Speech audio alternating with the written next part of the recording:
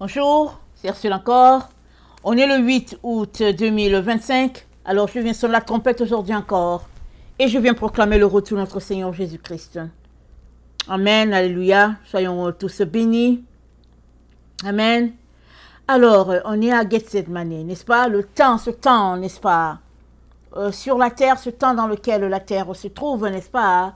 Correspond au temps où Jésus-Christ était en train d'agoniser à Gethsemane. Dans ce jardin, n'est-ce pas?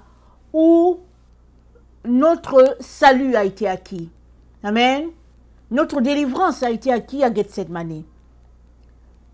La croix, n'est-ce pas? C'était juste la finalité. Jésus-Christ a dû combattre à Gethsemane pour que, n'est-ce pas, cette victoire soit possible. Amen. C'est là qu'il a dit, Père, s'il est possible que cette coupe s'éloigne de moi, non pas ce que moi je veux, mais selon ce que toi tu veux. Amen. Alors Jésus-Christ est venu pour mourir, n'est-ce pas? Pour nous. Et il y avait un combat intense à Gethsemane. Parce qu'il y avait une prophétie, n'est-ce pas, qui n'avait pas encore été accomplie. N'est-ce pas? La dernière qui devait être accomplie, c'est que c'est écrit, maudit soit celui-là qui est pendu au bois. Et dans le désert, alors que Israël s'est révolté, n'est-ce pas, contre l'Éternel, Moïse a dû mettre sur le bois, n'est-ce pas, un serpent d'airain. Et quiconque regardait au serpent d'airain ne mourrait pas par la morsure du vrai serpent. Alors, n'est-ce pas, le peuple s'est rébellé et puis les serpents les piquaient. Alors, Moïse a élevé le serpent d'airain comme le Seigneur lui a indiqué, si bien que tous ceux-là qui avaient foi, n'est-ce pas, que ce serpent d'airain pouvait, n'est-ce pas, faire quelque chose pour eux, ils avaient la vie sauve. Jésus-Christ, donc, n'est-ce pas, devait accomplir cette prophétie-là. Parce qu'il a été fait serpent, il a été fait malédiction pour nous. Lui qui n'a point péché. Alors, le combat se passait à Gethsemane.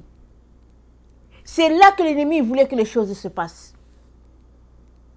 Mais, n'est-ce pas, le dernier mot était à Dieu.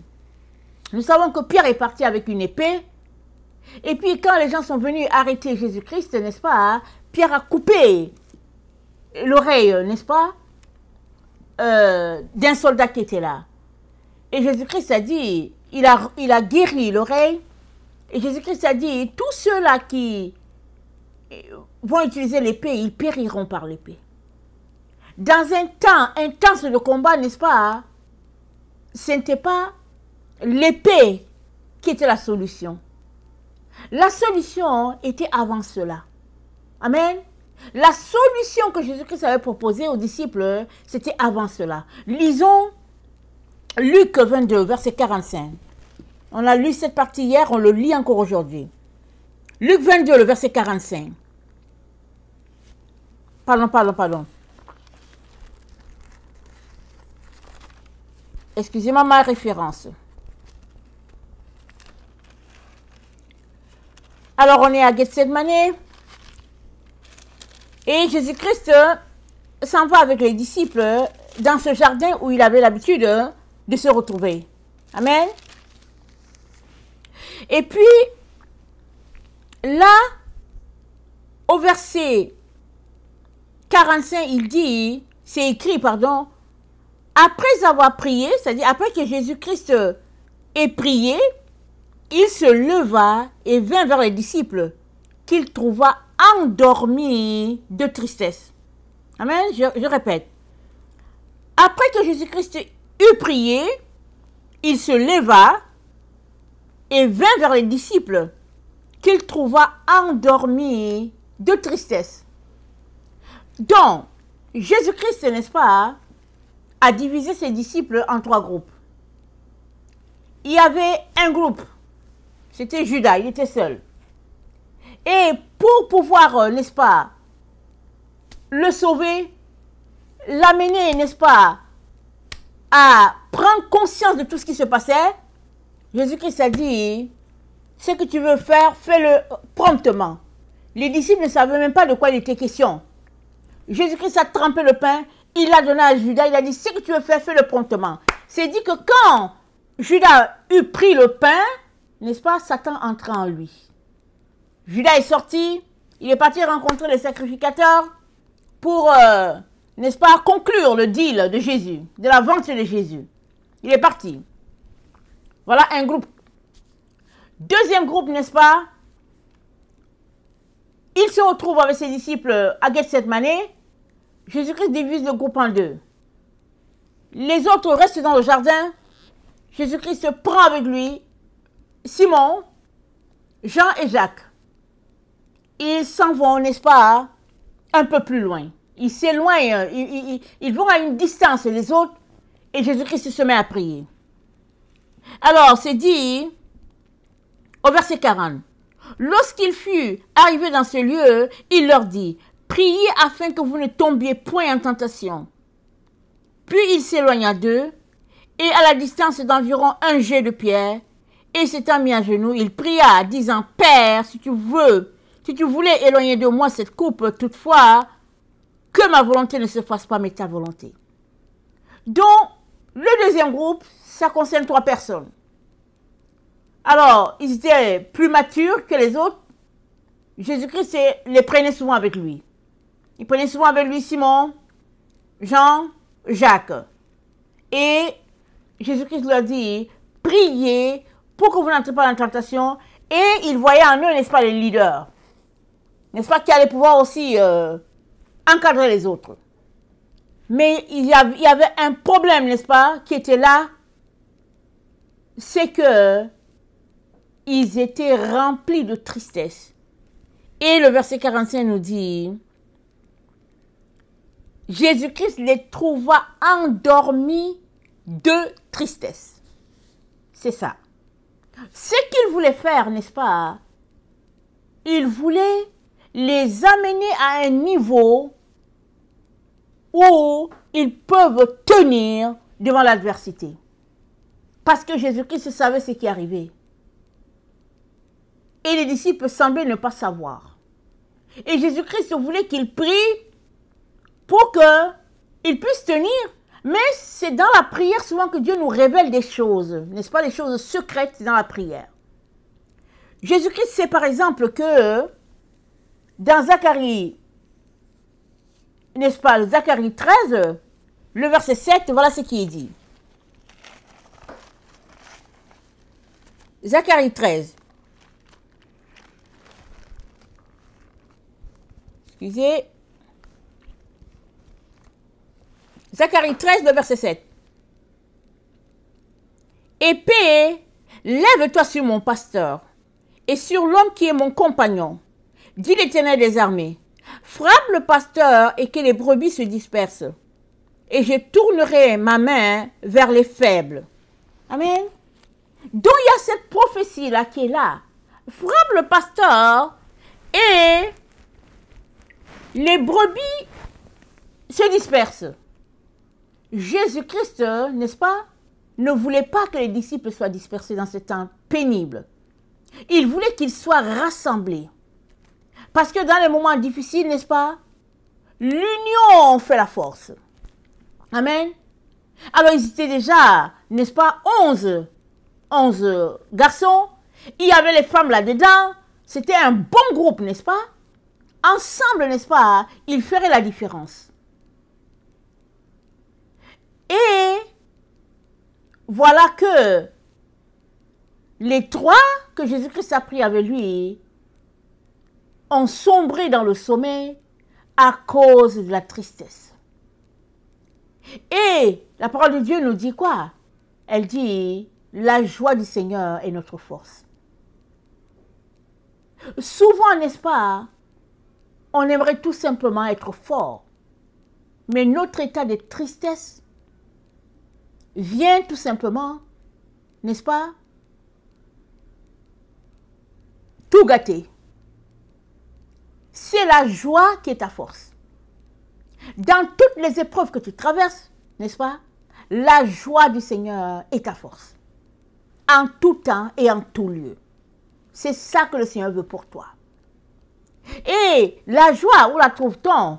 On la trouve dans la présence de Dieu. C'est-à-dire que même dans les difficultés, tu peux être dans la joie. Amen. Même dans la difficulté, tu peux être dans la joie. Parce que c'est le Seigneur qui est ta force. Jésus savait ce qui allait lui arriver. Il savait qu'il ne serait pas là, n'est-ce pas, pour eux. Il savait qu'il y aurait 3 jours pénibles pour les disciples. Alors, il voulait tout simplement que les disciples puissent tenir dans ces moments pénibles. Mais, ils étaient tristes d'apprendre, n'est-ce pas, qu'ils seraient livrés, parce que Jésus-Christ leur a tout dit, qu'ils seraient livrés, et puis qu'on le clouerait, on va le clouer, et puis il ressusciterait au 3e jour. Ils étaient tristes. Et cette tristesse, n'est-ce pas, les a abattus. La tristesse, ça abat, n'est-ce pas? Et la joie, ça relève. Et le Seigneur nous exhorte à être joyeux. Et quand c'est les moments difficiles, où trouve-t-on la joie? Amen. On la trouve, n'est-ce pas, dans le Seigneur. On la trouve, on vient la chercher dans le Seigneur. Malgré la situation qui est là difficile, n'est-ce pas, on connecte au Seigneur, on demeure dans la prière parce que c'est lui qui est notre force. Alors c'est ça que Jésus-Christ voulait faire alors qu'il était encore là. Amen. Et nous nous rappelons, peut-être c'était le premier jour ou bien au début de la prière, je ne sais pas à quel moment, est-ce que c'est le même jour, je ne sais plus, n'est-ce pas? Ils étaient encore dans ce même endroit. Pierre a eu une vision. Et il a dit au Seigneur, n'est-ce pas, j'aimerais qu'on dresse 3 tentes ici. Pour toi, pour Moïse et puis pour Élie. Il y avait eu une vision. Et ça les a fortifiés parce que c'était tellement réel. Et puis le Seigneur a dit, celui-ci c'est mon fils bien-aimé, en qui j'ai mis mon affection, écoutez-le. N'est-ce pas? Et quand ils sont descendus, Jésus-Christ a dit, ne dites rien à personne, jusqu'à ce que les choses qui doivent arriver arrivent. Ça les a fortifiés. N'est-ce pas? Cette fois-ci, il n'y avait pas de tristesse. Ça les a fortifiés. Mais, à ce moment précis, n'est-ce pas, où Jésus-Christ les voulait en prière, c'est là qu'ils étaient endormis. Jésus-Christ savait que l'heure était là. Lui, il le savait, mais eux, ils ne savaient pas. Si bien que ils semblaient, n'est-ce pas, être surpris. Quand les gens sont venus les arrêter. Mais Jésus n'était pas surpris. C'est les disciples qui étaient là dans la surprise. Et c'est là qu'ils ont su, puisque c'est là que Judas est venu embrasser Jésus. C'est là qu'ils ont compris quand Jésus-Christ a dit à Judas, ce que tu veux faire, fais-le promptement. Mais quand Judas est sorti de la salle, de la réunion où ils étaient, les disciples ne savaient pas de quoi il était question. Amen. Alors tout cela pour dire que dans notre marche en tant qu'être humain, il arrive dans notre vie des moments de joie, des moments de tristesse. L'être humain traverse toutes sortes d'émotions dans la vie. Mais Dieu a pourvu pour que, quand bien même ce sont des moments difficiles, n'est-ce pas, on ait sur quoi s'appuyer. Si on se rappelle bien, le chef, n'est-ce pas, de la synagogue, est allé voir Jésus parce que sa fille est en train de mourir. Les gens ont dit à Jésus, les gens ont dit à Jésus, n'est-ce pas? Pardon, excusez-moi. Sa fille est en train de mourir et pendant que Jésus-Christ allait en direction de sa maison, il y a quelque chose qui s'est passé. La femme à la perte de sang est venue, elle a touché le bord de vêtement de Jésus, ça a retardé le processus, n'est-ce pas? Et les gens sont venus pour dire, oh monsieur, ta fille est morte. Qu'est-ce que Jésus-Christ lui a dit? Jésus-Christ a dit, n'aie pas peur, crois seulement. N'aie pas peur.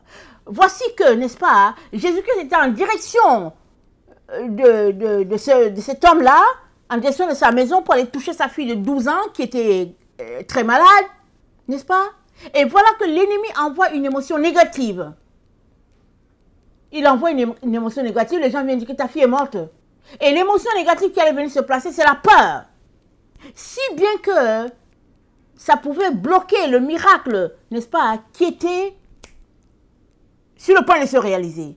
Jésus-Christ dit au chef de la synagogue, dont il dit, n'aie pas peur, n'est-ce pas?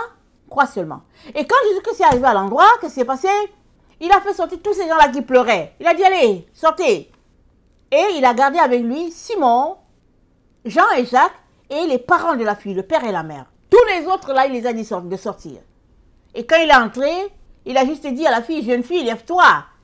Talita Kumi. Et la fille s'est levée. Amen. Et il a dit, donnez-lui à manger.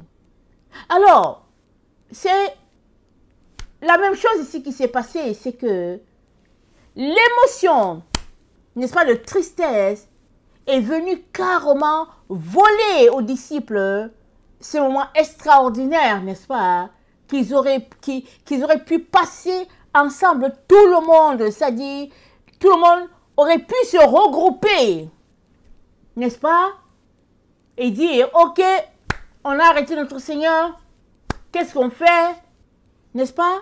C'était le contraire qui s'est passé. Ils étaient dispersés. Chacun fuyait pour sa vie. Et finalement, à la croix, il y avait Jean qui était là avec les femmes. Tous les autres, on n'en a pas entendu parler.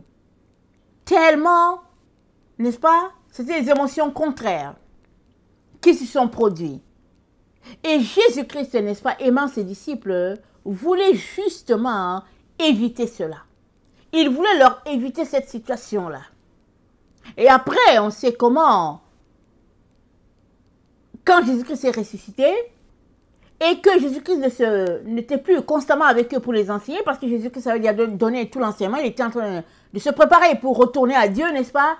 Il n'était plus très très souvent avec eux, mais il apparaissait de temps en temps dans la salle, il n'était pas avec eux. Mais les disciples, n'est-ce pas, ici dans une situation, vous voyez, assez difficile. Parce qu'ils se remémoraient ce qu'ils ont fait à leur maître. Ils ne se sentaient pas dignes de ce qu'ils ont fait. C'est-à-dire, c'était une situation, ou bien c'était des jours où toutes les émotions que les disciples avaient, ça sortait, n'est-ce pas, dans cette salle où ils se retrouvaient. Jésus-Christ n'était pas souvent là. Et c'était important qu'ils puissent vivre cela. C'était très important pour qu'ils puissent vivre cela. Amen. Mais toute cette situation-là qui se passe, ce n'est pas juste attribué aux disciples. Nous aussi, en tant qu'êtres humains, nous vivons ces situations-là. À différents moments de notre vie, nous vivons ces situations-là, intenses, d'épreuves, des situations souvent compliquées, puis on ne sait pas où se tourner. Voilà pourquoi, dans Luc 22, notre Seigneur, n'est-ce pas, vient nous dire ceci. Luc 22, au verset 34, voilà ce qui est dit. Prenez garde à vous-même, de crainte que vos cœurs ne s'appesantissent par les excès du manger, du bois, par les soucis de la vie, et que ce jour ne vienne à vous à l'improviste. Car il viendra comme un filet sur tous ceux qui habitent sur la face de toute la terre. Veillez donc et priez en tout temps afin que vous ayez la force d'échapper à toutes ces choses qui arriveront et de paraître debout devant le Fils de l'homme. Veillez donc et priez afin que vous ayez la force. On est encouragé par le Seigneur à veiller, à prier afin d'avoir la force. Et ce n'est pas juste une catégorie de personnes, c'est tout le monde qui est appelé à prier, n'est-ce pas, dans ces moments intenses. Pourquoi? Parce que c'est des moments d'agonie, pas pour nous seulement, pour toute la terre. Toute la terre est en agonie à ce moment où nous nous trouvons. C'est ça que le Seigneur nous révèle. Amen. Et cette agonie, n'est-ce pas, c'est la souffrance, n'est-ce pas, de la terre. Romains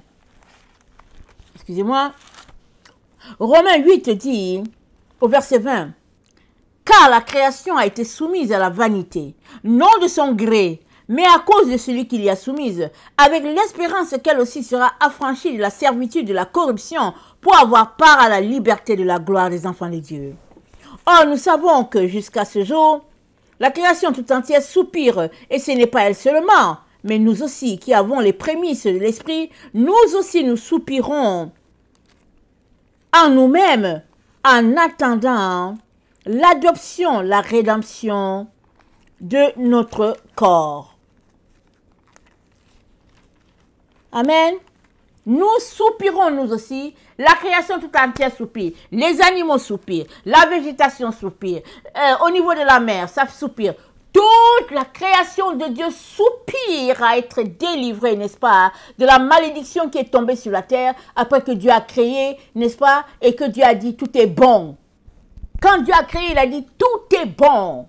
Et il eut le premier jour, et il eut un soir, il eut un matin, c'est plus le premier jour. Et il eut un soir, il eut un matin, c'est plus le deuxième jour, etc. C'est dit, Dieu a vu que c'était bon. Mais, à la chute, n'est-ce pas, de l'homme, tout a été corrompu. Et à ce jour, n'est-ce pas, où nous sommes, n'est-ce pas, la création souffre. Et quand bien même tu aurais donné ta vie à Jésus, n'est-ce pas, tu continues de vivre des moments de souffrance.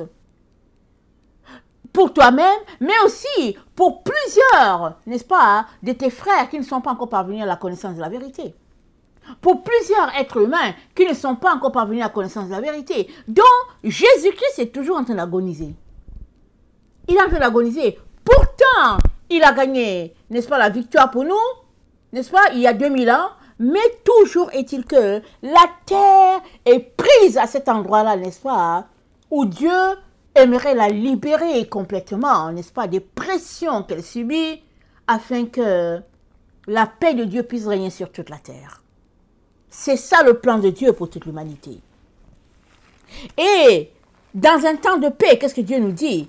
Quand Dieu dit que il y aura la paix sur la terre, et que c'est ça qu'il a prévu pour la terre, il nous dit dans Ésaïe 60, attendez, Ésaïe, je cherche le passage,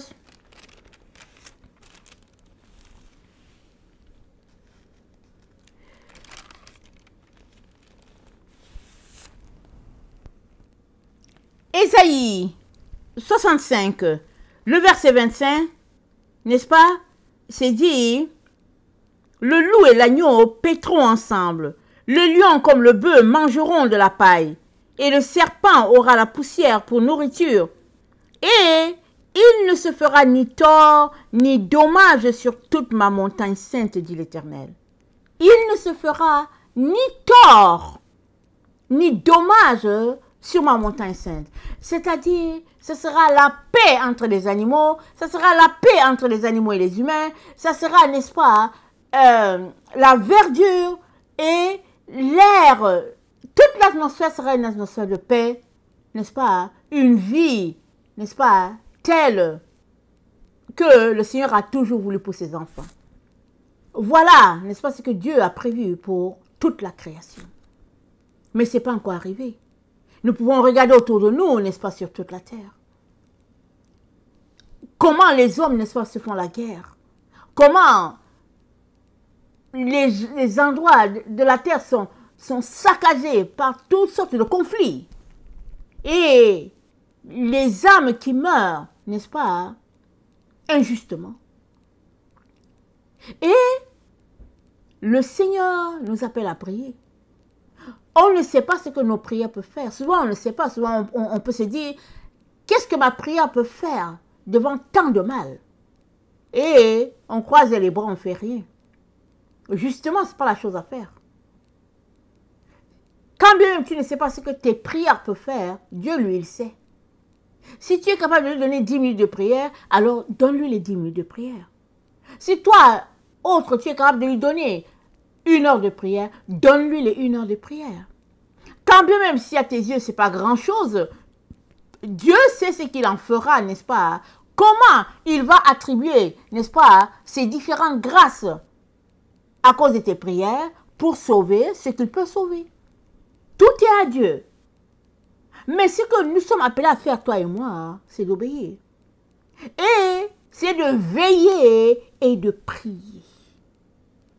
Afin que, n'est-ce pas, nous ne puissions pas tomber dans la tentation, mais quoi encore, il dit que vos cœurs ne s'appesantissent pas les excès, les soucis de la vie. Sommes-nous remplis de soucis? Eh oui, et comment? Regardons autour de nous, n'est-ce pas? L'être humain court ça et là, et puis on aimerait améliorer notre vie, et puis dans toutes sortes de situations. C'est ça qu'on aimerait. Mais, qu'est-ce que Dieu nous dit? Il dit prier sans cesse. Prier pour tous les hommes, et puis prier et prier. Parce que, alors qu'on prie, on repose, n'est-ce pas, notre vie, on donne notre vie entre les mains de Dieu, et c'est de lui qu'on tire notre force, n'est-ce pas, pour tenir. Alors qu'on est dans le moment d'incertitude, on garde les yeux fixés sur lui, et dans une attitude de paix, on peut entendre Dieu. Quand on est troublé, on n'entend pas Dieu. On ne peut pas entendre. Il y a les bruits partout, les bruits de notre conscience, les bruits de notre tristesse, le bruit de notre fatigue, le bruit à ne pas en finir. On n'entend pas Dieu. Mais par la prière, on est capable de transcender toutes ces choses-là et connecter à l'être suprême et que sa grâce, n'est-ce pas, puisse s'étendre jusqu'à nous, n'est-ce pas, et nous donner de tenir. Alors Jésus-Christ revient à eux, il leur dit, vous n'avez pas pu veiller une heure? Il retourne prier et revient et dit, vous n'avez pas pu veiller? Tellement les disciples étaient abattus, n'est-ce pas, qu'ils n'ont pas pu faire ce que Jésus-Christ, n'est-ce pas, Jésus-Christ attendait d'eux. Et ce n'était pas forcément pour lui, Jésus-Christ, que Jésus-Christ voulait qu'il prie. C'était surtout pour eux, pour leurs compatriotes, pour le groupe. C'est ça que Jésus-Christ voulait. Parce que, et regardez, quand Jésus-Christ était en train de passer, n'est-ce pas, les femmes de Jérusalem pleuraient, se tapaient la poitrine, elles pleuraient. Jésus-Christ a dit, ne pleurez pas pour moi, pleurez pour vous et vos enfants. Mais pourquoi est-ce que Jésus-Christ a dit ça? Parce qu'il avait fini sa mission sur la terre. Il savait qu'il est venu de Dieu et qu'il retournait au Père. Il savait qu'il était venu là pour les aider, pour les délivrer. Mais qu'est-ce qui s'est passé? Ils ont dit clouez-le. La foule scandait, clouez-le. Et puis les femmes, n'est-ce pas, elles se lamentaient, se tapaient la poitrine parce que plusieurs savaient qu'il était innocent. Les gens pleuraient. Jésus-Christ a dit mais non, pleurez pour vous. Pleurez pour tout ce qui va arriver à la suite. Et nous savons que quand Jésus-Christ est parti, et puis bon, le Saint-Esprit qui est venu, et n'est-ce pas, l'Église grandissait, la persécution a commencé, et il y a eu toutes sortes, n'est-ce pas, d'exactions qui s'est passées là, à Jérusalem. Et ça a fait que les disciples ont quitté, ils ont continué, ils sont tous dispersés, n'est-ce pas, tellement la persécution était grande. Et là-dedans, il y a beaucoup qui sont morts. Amen. Et après cela, nous savons comment les Romains sont venus encore pour saccager. Et nous savons, n'est-ce pas, avec l'histoire de Jérusalem, on sait comment les Israélites ont souffert. Et puis plus proche de nous, on sait comment les peuples souffrent sur la terre. Ils souffrent de partout. Donc Jésus-Christ nous dit de ne pas nous concentrer sur ce qu'on aimerait avoir, sur le confort qu'on aimerait, sur le standing social et tout. Jésus-Christ nous dit de laisser toutes ces choses-là et de porter, n'est-ce pas, notre croix. C'est de venir, n'est-ce pas, intercéder, n'est-ce pas, prier, agoniser, n'est-ce pas, afin que nous ayons la force de tenir dans ces moments-là, ces moments que la terre est en train de traverser. C'est pas parce que tu ne vois rien avec tes yeux qu'il n'y a pas agonie. C'est pas parce qu'à l'endroit où tu es, tout semble bien qu'il n'y a pas agonie. La terre est en agonie. C'est ça que le Seigneur aimerait que tu saches. Alors, demande au Seigneur de te donner de prier. Et de te donner, n'est-ce pas, d'avoir l'heure juste du moment afin que tu puisses encore prier et prier. Et si tu penses que tu n'as pas besoin de prière, ok, prie alors pour les autres qui en ont besoin. Amen. C'est ça que le Seigneur nous demande de faire. Et par la grâce de Dieu, le Saint-Esprit qui est là va nous donner de tenir et va nous donner de connaître tout ce que nous avons besoin de connaître. Amen. On a besoin de connaître. Il y a des informations que Dieu ne peut pas nous donner autrement que dans la prière. Voilà pourquoi c'est important de laisser aller les distractions et de prier des surplus d'heures, si c'est possible. Amen. Que le Seigneur bénisse sa parole et que nous puissions nous donner la main. Même si tu es dans un autre continent en Asie et que l'autre est dans un autre continent en Afrique, en Océanie, peu importe, donnons-nous la main, prions les uns pour les autres, prions, n'est-ce pas, pour l'Église de Jésus-Christ, prions pour les conversions, prions pour que Dieu puisse apaiser les peines des uns et des autres parce que les gens souffrent. Amen. Et ce qui a lieu, ce n'est pas de se concentrer sur soi pour savoir qu'est-ce qu'on va gagner et puis quel est l'avantage qu'on aura et puis notre standing social. Non, c'est pas de ça qu'il est question. Si tu es à ce niveau-là, n'est-ce pas, le Seigneur te demande, n'est-ce pas, de sortir de là. Parce que les choses, n'est-ce pas, qui sont en train de se passer, n'est-ce pas, sont d'ordre spirituel. Les disciples ne l'avaient pas senti, ils ne savaient pas. Ils ne comprenaient pas, ils ne savaient pas ce qui se passait. Mais c'était une situation spirituelle. Le temps que la situation tombe sur eux, n'est-ce pas? Ben voilà. Ils étaient là, et puis tout ce qu'ils pouvaient faire, c'est se cacher pour sauver leur vie. Et le Seigneur nous demande de prier. De prier, afin que Dieu nous donne la force d'échapper. Amen. Que le Seigneur bénisse sa parole et que sa grâce soit abondante pour chacun d'entre nous. Amen et alléluia. Amen.